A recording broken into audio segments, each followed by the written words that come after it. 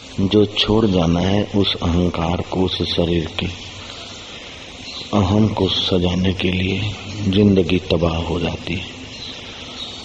जो साथ में रहना है उसको आदमी पाता ही नहीं है, क्योंकि विवेक की कमी है। क्योंकि विवेक तो है लेकिन सत्य असत्य का विवेक नहीं, सार असार का विवेक नहीं है। सार के लिए प्रयत्न करें, असार के लिए थोड़ा सा उपराम हो जाए, सच्चाई का आसरा ले, बस सारी बाजी जीत ले।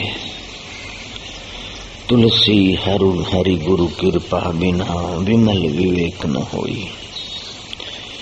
बिनु विवेक संसार घोर निधि पार न पावई कोई।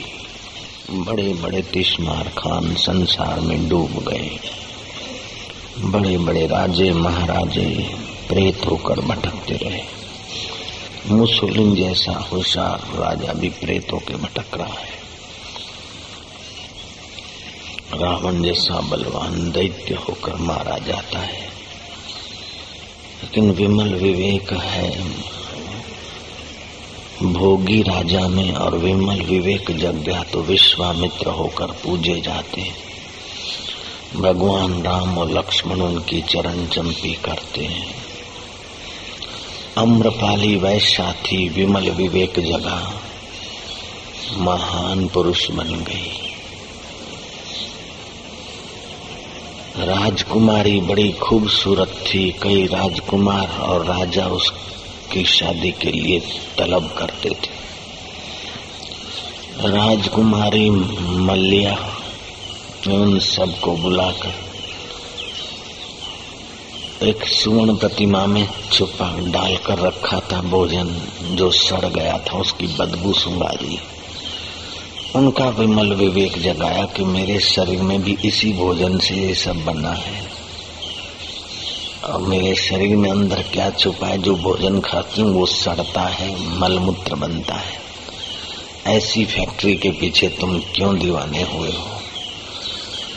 ये तो मल मूत्र बनाने वाली फैक्ट्री है। ये तो हाड़ मांस मज्जा खून थूक लींट, आंख से कीचड़ निकलता है, कान से खुरेद निकलती है, मुंह से थूक निकलती है, और नीचे के अंगों से मल मूत्र निकलता है।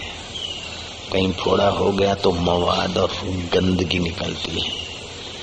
इस चमड़े से ढके हुए लोथ के पीछे राजन तुम कब तक घूमोगे? इस चमड़े की लोथ दो खड़ी हड्डियां हैं, कुछ आड़ी हड्डियां हैं, मांस के लोचे हैं और नसों से रगों से लिप्त है। जो खुराक खाते हो पच जाए तो मलमूत्र बनता है, नहीं पचे तो एसिड बन जाता है, जहर बन जाता है। राजन उसके पीछे कब तक पड़ोगे राजकुमार? ये मेरे चमड़े के सौंदर्य के पीछे। राजकुमारी मल्लिया ने